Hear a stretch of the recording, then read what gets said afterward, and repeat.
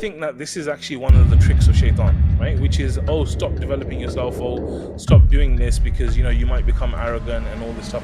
Anytime you start getting warnings like that, that's usually Shaitan trying to trick you to stop you to do something. At the same time, there is a real danger that as you increase in blessings that Allah gives you, naturally, this is a pattern of some people that as Allah gives them more, they become more arrogant, they become more stubborn. So it's part of Iman to check yourself like this and to look at yourself.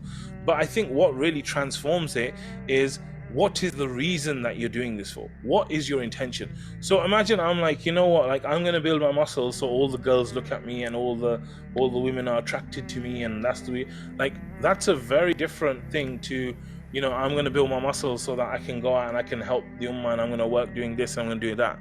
And I think the intentions as to why you do it, it will really, really play a part in terms of your reward, in terms of your mindset, in terms of the way that you're doing it. So I think that rather than stopping the action, whatever it is, I would actually focus on renewing my intentions.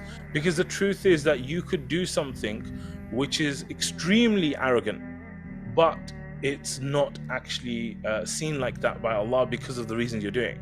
And it reminds me of this hadith where I think they were in a war, and there's a person, I think it was Abu Dujana, he was basically walking with the sword, and the way he was walking was like so Abu Dujana, confidence, and the Prophet ﷺ said, like, this walk is hated except, like, you know, the way he's doing it on the time that he's doing it on the battlefield, right? And so the intention with which you, like, if I did that walk normally down the street, this is hated by Allah.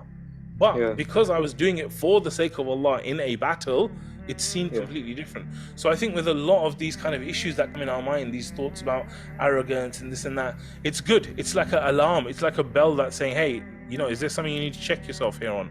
And if you then check yourself and check your intention and say, yeah, you know what, I am kind of doing this for others, but they're not going to give me any benefit. Let me make sure I do this for the sake of Allah, so that Allah is pleased by it, and so that it actually benefits me in the akhirah, in the dunya, and I get the reward for it as well, inshallah.